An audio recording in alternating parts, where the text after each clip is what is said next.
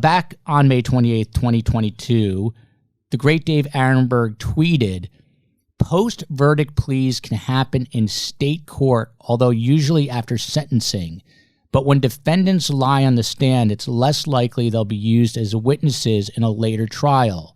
Depends on how much evidence the state already has against the next defendant." He tweeted this, I believe, in reaction to the Magbanua verdict. Is it too late, Dave, for cooperation from either Sigfredo Garcia, who's serving a life sentence for the killing of Dan Markel, or Katie Magbanua, same deal, who was sort of the intermediary? Depends on what they have. They're both tarnished. One's a murderer. The other one is a liar. And they're both involved, obviously, with the murder. Their testimony will be discredited by the defense lawyers. Now, if they've got a smoking gun, and if they've got something like, here's a secret recording of Charlie and his mother talking about the plot to kill Dan Markel. All right, well, then the state will cut them some deal. But if it's just that, yeah, I heard something that I never mentioned before, but I'm going to give it to you now because I want a deal after I've already been convicted and proven as a liar. Doesn't sound like a great bit of evidence, but it depends on what it is. So there's like an inverse relationship between the power of the evidence and the extent of the liar. If she has a lot of evidence, yeah, they're more likely to use it. But the less evidence she has, the less relevant it will be, the less likely she'll be used on the stand because she is a liar. But if she did have a smoking gun, let's say this is all hypothetical, I underscore hypothetical. Let's say she came with one of your examples and said, here's a videotape of Charlie and Donna explicitly discussing the murder. What kind of leeway do you have as the state's attorney out of Tallahassee can you just cut her loose at that point? You have to keep her incarcerated for a certain amount of time. How does all that work?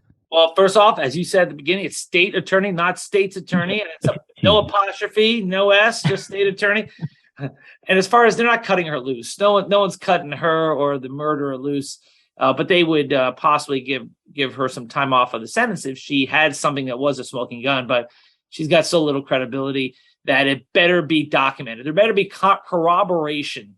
No one is going to give her a deal based on what she says now that contradicts everything she said before, because jurors won't buy it. And she didn't budge before either case, which has been a point of a lot of speculation. Speaking of conspiracy theories, people believe that maybe the Adelsons are bankrolling her children's childhood, paying for schools, and that's why she didn't speak up or didn't say anything against anybody. I actually spoke to an attorney close to the case who says there's no way that is true. Any speculation on this and why she was mum the whole time? Well, as I said earlier, two reasons why you don't flip is one, you're scared, and the other one, you're dependent on an individual for financial support, or it's a member of your family. That's another reason. But everyone is different. Some people just have a different code and they live by that code. If you're in the mafia, the worst thing you can be is a rat.